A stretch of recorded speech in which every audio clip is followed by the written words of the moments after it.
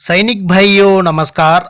आज हम लोग जेसीओस और ओवर रैंक अप्रैल महीने का पेंशन कितना मिलेगा 55% डीआर के साथ और 3 महीने का अरियर्स कितना मिलेगा टेबल के साथ पूरा जानकारी इस वीडियो को माध्यम से ले लेंगे।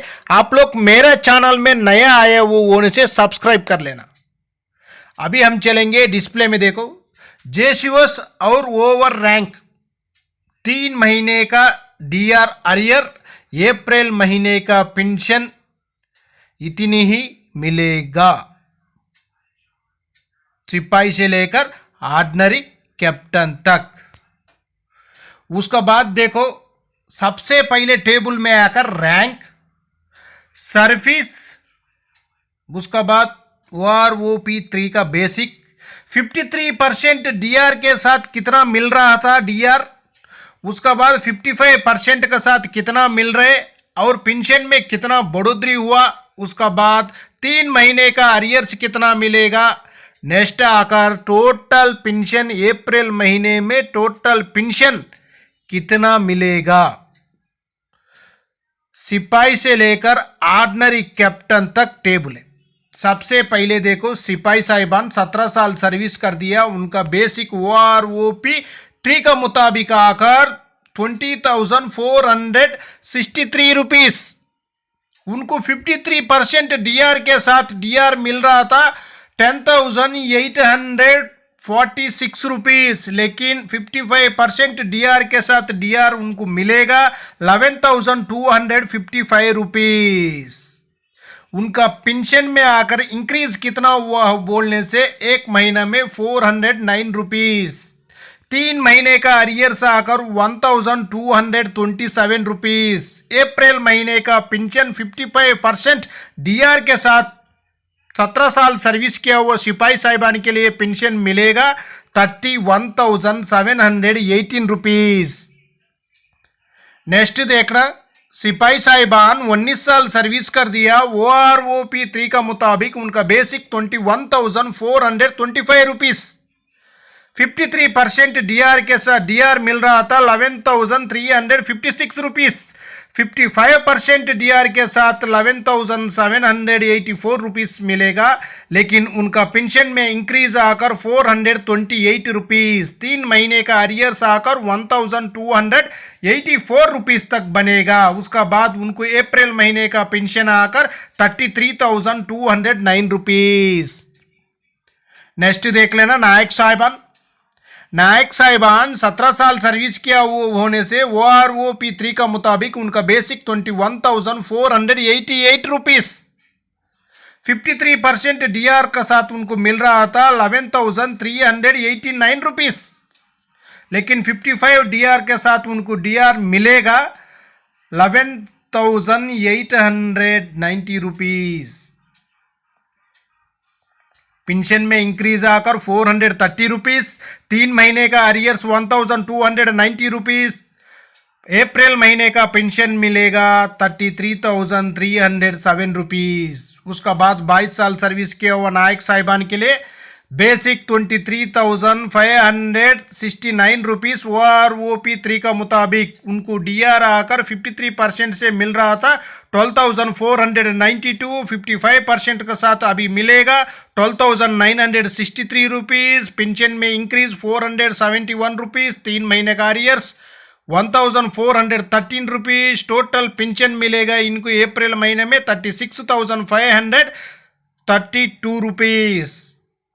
नेक्स्ट देख लेना हवलदार साहिबान 19 साल सर्विस किया हुआ हवलदार साहिबान के लिए उनका बेसिक OROP3 का मुताबिक 23,432 है, उनको 53% डीआर के साथ डीआर अमाउंट मिल रहा था 12,490 रुपीस, 55% डीआर के साथ डीआर मिलेगा उनका 12,888 रुपीस। पेंशन में इंक्रीज 469 रुपीस, 3 महीने का अरियर्स आकर 1,407 रुपीस। इनका टोटल पेंशन मिलेगा अप्रैल महीने में 36,320 रुपीस।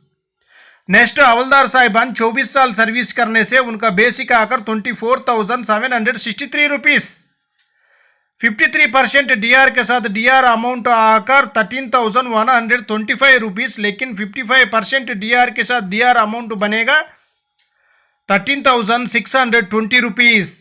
पेंशन में इंक्रीज आकर 495 रुपीस, इनको 3 महीने का अरियर्स आकर 1,485 रुपीस, इनका टोटल पेंशन आकर 38,383 रुपीस।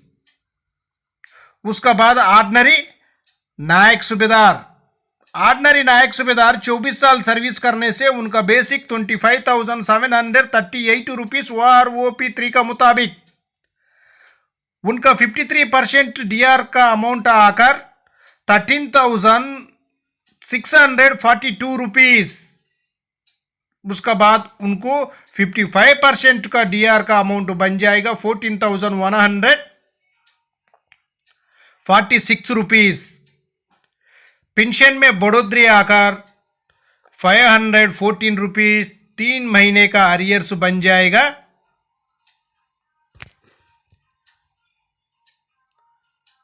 1,542 रुपीस। इनका टोटल पेंशन आकर 39,894 रुपीस। उसका बाद 26 साल सर्विस कर दिया ऑर्डिनरी नायक सूबेदार साहिबान का बेसिक 26,738 रुपीस। इनको आकर जो 53% डीआर का अमाउंट मिल रहा था 14,172 रुपीस, 55% डीआर का अमाउंट मिलेगा 14,706 रुपीस। लेकिन इनका पेंशन में इंक्रीज आकर 534 रुपीस, टोटल अरियर्स 3 महीने का मिलेगा 1,602 रुपीस। इनका टोटल पेंशन आकर अप्रैल महीने में मिलेगा 41,444 रुपीस।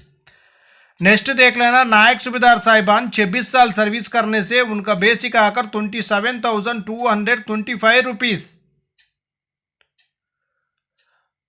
उनका डीआर का अमाउंट 53% के साथ 14,430 रुपीस, लेकिन 55% डीआर के साथ 14,974 रुपीस। पेंशन में 1 महीने में इंक्रीज आकर 544 रुपीस, 3 महीने का अरियर्स आकर 1,632 रुपीस। इनका टोटल पेंशन 42,199 रुपीस। नेक्स्ट नायक सूबेदार साहिबान का देखो, 28 ईयर सर्विस करने से नायक सूबेदार साहिबान का बेसिक 28,450 रुपीस है।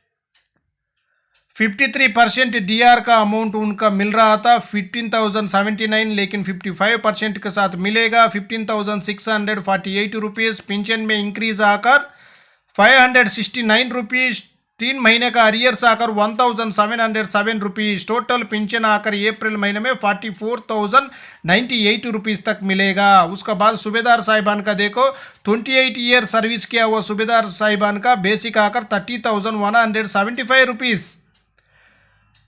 53% डीआर का अमाउंट उनको मिल रहा था 15,993 रुपीस। 55% के साथ मिलेगा 16,597 रुपीस। पेंशन में इंक्रीज आकर 604 रुपीस, लेकिन 3 महीने का अरियर्स 1,812 रुपीस।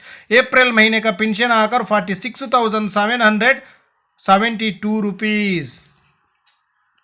नेक्स्ट सूबेदार साहिबान 30 साल सर्विस करने से उनका OROP 3 का मुताबिक बेसिक 31,500 है। उनको 53% डीआर के साथ मिल रहा था 16,695 है। 55 साथ मिलेगा 17,325 रुपीस।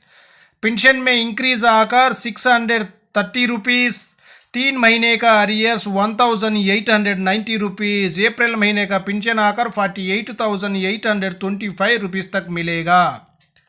नेक्स्ट SM साहिबान 30 साल सर्विस करने से उनका बेसिक 34,425 है। उनको 53% डीआर का अमाउंट मिल रहा था 18,246।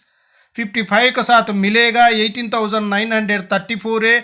पेंशन में इंक्रीज आकर 688 रुपीस, 3 महीने का अरियर्स 2,064 रुपीस। अप्रैल महीने का पेंशन आकर 53,359 रुपीस।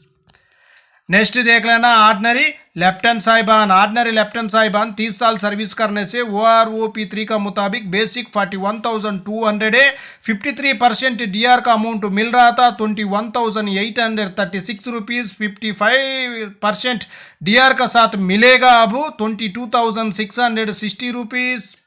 पेंशन में इंक्रीज आकर 824 रुपीज़ एक महीने में मिलेगा, 3 महीने का अरियर्स आकर 2,472 रुपीज़, अप्रैल महीने का पेंशन आकर 63,860 रुपीज़। उसका बाद ऑर्डिनरी कैप्टन साहिबान का 32 ईयर सर्विस किया वो होने से उनका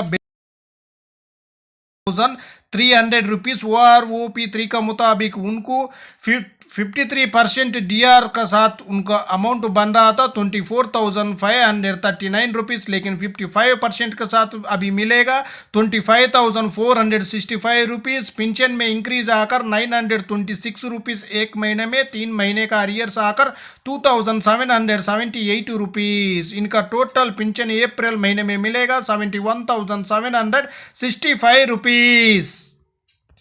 इसी टेबल में आप लोग एक स्क्रीनशॉट लेकर आराम से जानकारी ले सकता है। इसी में आकर सिपाही से लेकर ऑर्डिनरी कैप्टन तक आप लोग पूरा जानकारी ले सकता है। आपका बेसिक देखो, आपका डीआर कितना बन रहे, एक महीने में पेंशन में बढ़ोतरी कितना हो रहे, 3 महीने का अरियर्स कितना मिल रहे, उसका बाद आपका टोटल पेंशन कितना बनेगा अप्रैल महीने में, आप लोग आराम से जानकारी इस वीडियो के माध्यम से ले सकता है।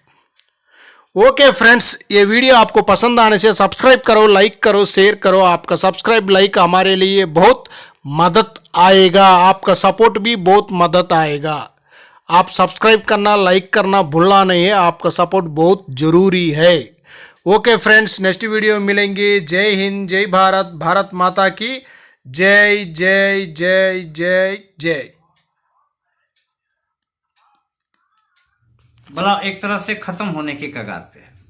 तो हम लोगों ने सभी संगठनों को इकट्ठा करके प्रयास किया कि इनमें जड़ता खत्म करने के लिए, अपनी मांगों को जोर देने के लिए, उसकी कंटिन्यूटी मेंटेन रखने के लिए एक बड़ा आंदोलन जंतर मंतर पे 27 अप्रैल 2025 को किया जाए।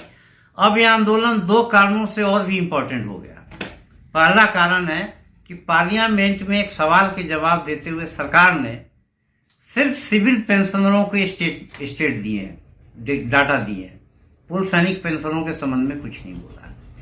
दूसरा, एक फाइनेंस बिल जो पार्लियामेंट में टेबल्ड है, उसमें एक चैप्टर ऐड किया गया है, validation of central civil services pension rule and principle for expenditure of pension liability from the consolidated fund of India. जो दूसरा वाला फाइनेंस बिल था, इसमें सिविल ऑर्गेनाइजेशन को आशंका है, उनका एप्रीहेंशन है कि कहीं जो 8 पे कमीशन है वो सिर्फ और सिर्फ बाद में जाने वाले, मतलब 1 जनवरी 2026 के बाद जाने वाले पेंशनरों के संबंध में ही अपनी रिकमेंडेशन ना दे और पीछे वालों को छुए भी मत। अगर ऐसा होता है तो 7 पे कमीशन या उससे पहले जितने भी पेंशनर गए हैं, इनके पेंशन में 1 रुपये की बढ़ोतरी नहीं होगी। ये इनको बहुत बड़ा घाटा होगा और ये गवर्नमेंट के लिए आइडियल समय लगता है कि अभी सब निष्क्रिय पड़े हुए हैं, क्यों ना ये अपनी फाइनेंस लायबिलिटीज को खत्म किया जाए, कम किया जाए। सिविल ऑर्गेनाइजेशनों ने इसके संबंध में गवर्नमेंट पर प्रेशर माउंट करना शुरू कर दिया है। उन्होंने अपने डेलीगेशन भेज के वार्ता भी किया है, लेकिन अभी टर्म्स ऑफ रेफरेंसेस 8 पे कमीशन का हुआ नहीं है। उनकी मांग ये है कि 8 पे कमीशन का जो टर्म्स ऑफ रेफरेंसेस हो उसके इसमें शामिल किया जाए कि भाई ये जो 8 पे कमीशन है ये पूर्व में गए पेंशनरों के संबंध में भी अपनी रिपोर्ट देगा और पैरिटी को खत्म करेगा, जैसे पिछले पे कमीशनों में होता रहा। तो अब हमारी आंदोलन जो 27 अप्रैल 2025 को प्रस्तावित है, उसकी जरूरत और भी ज्यादा महसूस हो रही है। तो मैं भारत के सभी पूर्व सैनिक संगठनों से आग्रह कर रहा हूं कि आप अपने ईगो में, नादानी में इस अपॉर्चुनिटी को मिस न करें, क्योंकि अगर अहित हो गया, पहले नहीं जगे, अगर अहित हो गया तो बाद में आप हम सब कुछ नहीं कर पाएंगे, लाठी पीटते रह जाएंगे, सांप निकल जाएगा। कई संगठन जो बड़े होने का दावा करते हैं उन्होंने 27 मार्च में शामिल होने से एक तरह से इनकार कर दिया है। तो मैं पूर्व सैनिक संगठनों से आग्रह कर रहा हूं, आप किसी फोरम का गुलाम मत बनिए। आपने गठन किया है पूर्व सैनिकों के हितों के लिए, किसी व्यक्ति विशेष के युगों को सेटिस्फाई करने के लिए आपका गठन नहीं हुआ है। तो आप उनके जालों में मत आइए और आप 27 अप्रैल 2025 को जंतर मंतर पे आइए। भारत के पूर्व सैनिकों से मैं आग्रह कर रहा हूं कि आप किसी संगठन का गुलाम मत बनिए, कि पहले ही ब्रिटिश काल के गुलामी काल के कानूनों ने हमारा बहुत ज्यादा अहित किया हुआ है, अहित करते आ रहे हैं, जिसके लिए हम लोग संघर्ष हैं, और भी उसमें मकर जाल में ना फंसिए। आप संगठन नहीं आते, छोड़िए संगठन को, आइए 27 अप्रैल 2025 को जंतर मंतर पे।